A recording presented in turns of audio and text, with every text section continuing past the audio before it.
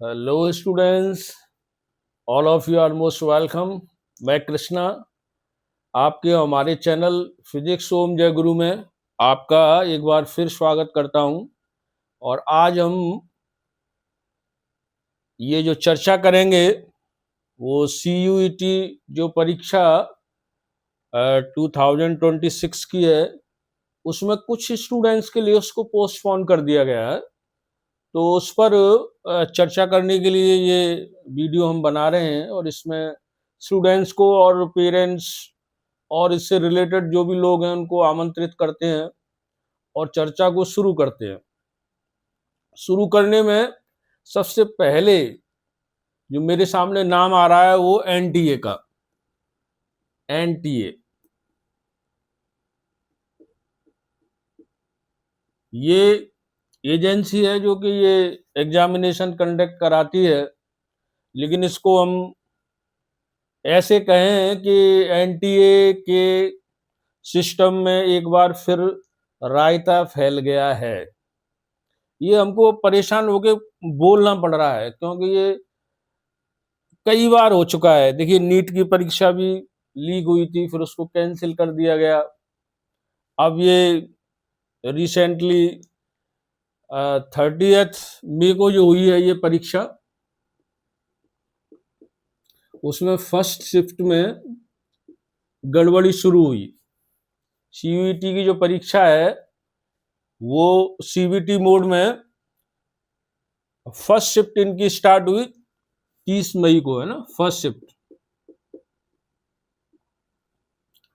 अब इसमें हुआ ये कि ये परीक्षा 9 बजे से स्टार्ट होनी थी, लेकिन स्टूडेंट्स ने वेट किया और ये ठीक तरह से स्टार्ट नहीं हुई।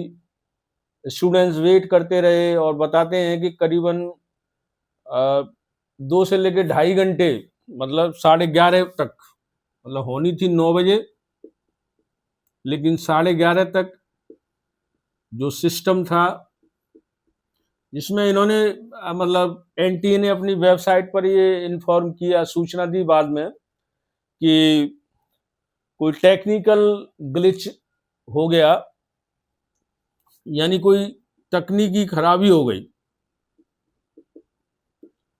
और इस टेक्निकल ग्लिचिंग की वजह से ये सब हुआ, डिले हुआ। और इसमें हालांकि NTA ने तो अपनी रिस्पॉन्सिबिलिटी, जो इसकी टेक्निकल रिस्पॉन्सिबिलिटी जिसे उठानी थी, TCS कंपनी है, ION करके, TCS ION, उस पर डाल दी गई, भाई उनकी वजह से ये सब हुआ। फिर इनके भी CEO हैं, कोई CEO हैं या कोई GM या जो भी हैं, कोई मिस्टर श्रीनिवासन है, उन्होंने भी मतलब बाद में सफाई पेश की कि कुछ टेक्निकल प्रॉब्लम थी, हमारी टीम ने बड़ी सफलतापूर्वक इसको टैकल किया और फिर जो है स्टार्ट किया और सब कुछ ठीक हुआ। लेकिन जो सूचनाएं सामने आई, इंफॉर्मेशंस, उसके अकॉर्डिंग फर्स्ट शिफ्ट जो है वो 9 AM से शुरू होनी थी, लेकिन 2-2.5 घंटे तक वहाँ कैओस बना रहा। कोई आंसर नहीं था लोगों के पास। जो एग्जामिनेशन सेंटर्स हैं उनके मेंबर्स हैं, वो आंसर वो क्या देते। लेकिन इसमें बाद में बताते हैं कि जो सेकंड शिफ्ट हुई, इस डिस्टरबेंस की वजह से सेकंड शिफ्ट जो 3 बजे से शुरू होनी थी वो फिर लेट शुरू हुई 1 घंटा, और उसको स्टार्ट किया गया 4 बजे से, है ना। लेकिन इन सब में NTA ने फिर बाद में वेबसाइट पर एक सूचना और डाली कि इस शिफ्ट में जो डिस्टरबेंस हुआ और इसकी वजह से जो स्टूडेंट्स एग्जामिनेशन सेंटर छोड़ करके बाहर चले गए और इसमें उन्होंने पार्टिसिपेट नहीं कर पाया, जिनकी परीक्षाएं छूट गई, वो उन्होंने नंबर बताया है 3 शायद 3765 स्टूडेंट्स। ये स्टूडेंट्स उन्होंने बताए हैं जो कि परीक्षा नहीं दे पाए। ये अच्छी बात है कि एनटीए ने कहा कि भाई इनके लिए हम रीशेड्यूल करेंगे और इस परीक्षा को दोबारा कराएंगे, है ना। और उन्होंने ये भी बताया इनके अलावा 95% स्टूडेंट्स ऐसे थे जिन्होंने ठीक तरह से सब दिया। इसमें देखिए एक बात सामने आती है कि ये सब तो हुआ, मान लीजिए टेक्निकल कोई ग्लिचिंग थी या जो भी था, तो ये सब तो हो गया, लेकिन कुछ कंप्लेंट्स जो आई हैं वो बड़ी सीरियस हैं। जैसे कि स्टूडेंट्स ने बताया कि जिन सेंटर्स पर ये एग्जामिनेशन हो रहा था और ये कैओस था कि परीक्षा स्टार्ट ही नहीं हो पा रही थी एग्जाम, तो वहाँ के सेंटर्स के जो मेंबर्स थे, जैसे इन्विजिलेटर हैं या और मेंबर्स हैं, उन्होंने स्टूडेंट्स के साथ अच्छा व्यवहार नहीं किया।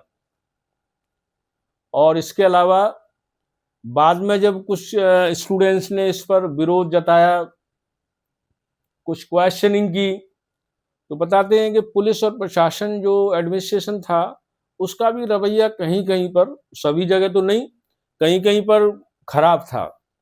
मतलब अब हो सकता है कुछ ऐसा उन पर भी प्रेशर रहता है, एडमिनिस्ट्रेशन पर ये प्रेशर रहता है कि भाई कोई कैओस या कोई ऐसी अव्यवस्था ना फैल जाए, कोई वायलेंस ना हो जाए इस तरह से। तो उन्होंने शायद प्रेशराइज होकर के उनको, उनके साथ जो बिहेव किया स्टूडेंट्स के साथ वो सही नहीं किया।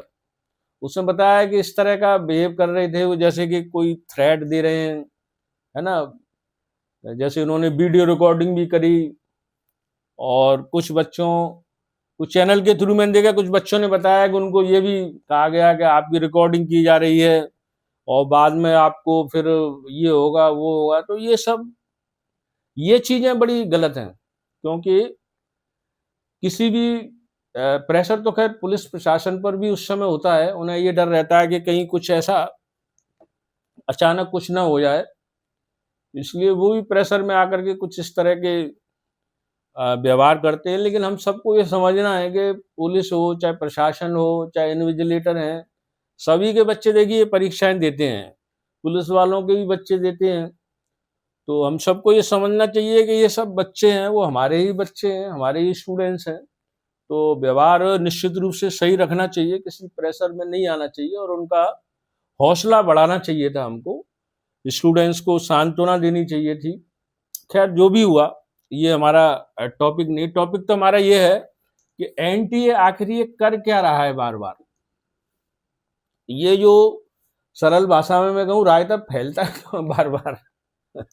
तो भाई देखो ऐसा है, सबसे पहले तो हम यही कहें कि एनटीए, जैसे माननीय जो सुप्रीम कोर्ट है उसने भी नीट वाली परीक्षा के लिए ये जोर दे करके कहा है गवर्नमेंट से कि जवाबदेही आप तय करिए। मतलब किसी को ये तो पता हो कि भाई हमने ये मिस्टेक की है तो उसकी ये सजा है। सबसे बड़ी बात है कि सजा किसी को नहीं मिल रही, पनिशमेंट किसी को नहीं मिल रहा।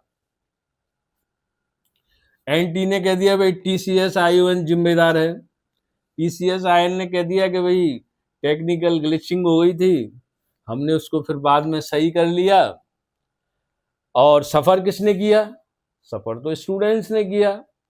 एक तो यहाँ इनको कोई, मतलब ऐसी ट्रेनिंग होनी चाहिए ना कि कोई टेक्निकल फॉल्ट भी हो जाए तो हमको मतलब आंसर्स क्या देने हैं। कोई क्वेश्चनिंग करता है, कोई बच्चा कोई पूछता है, तो भाई उसको आंसर कैसे देने हैं।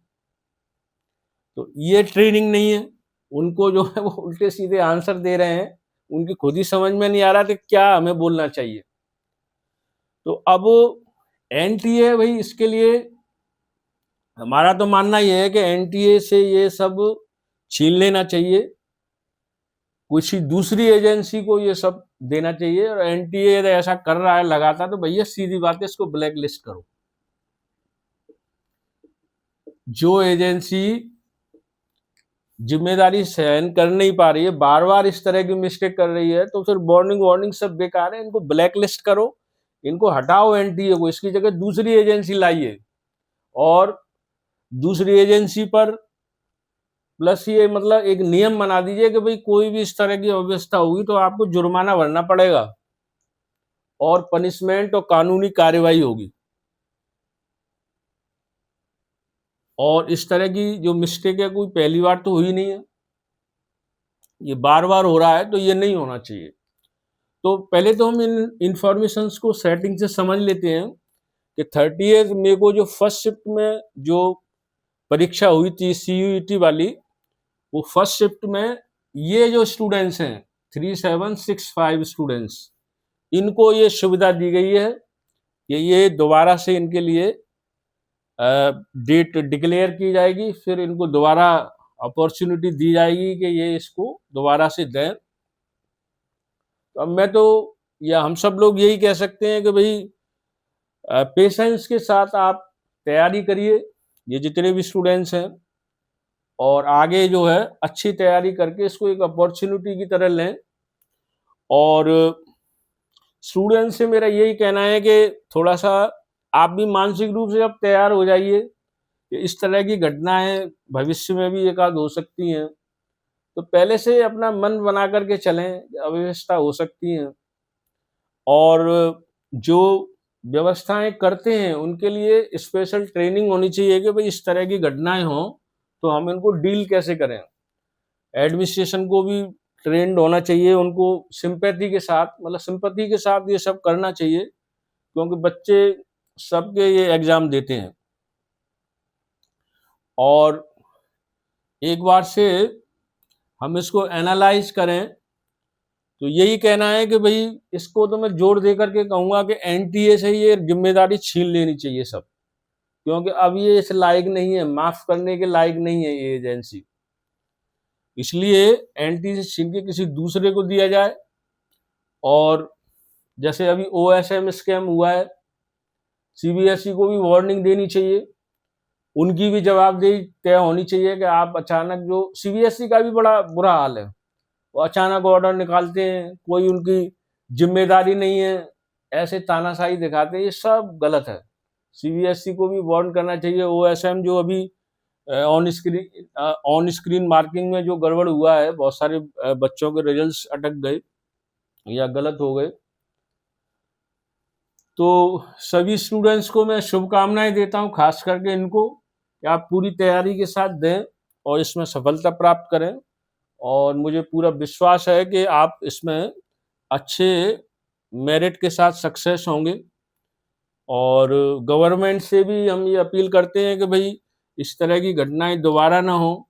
और जैसे टीसीएस आयन है, हालांकि ये बड़ी कंपनी है, टाटा की है, और इनको बड़ा अनुभव भी है, तो हम खैर इतने बड़े व्यक्ति नहीं है कि इनको सलाह दे सकें, लेकिन फिर भी हमारा कहना ये है कि एक ऑप्शनल इनके पास सिस्टम होना चाहिए।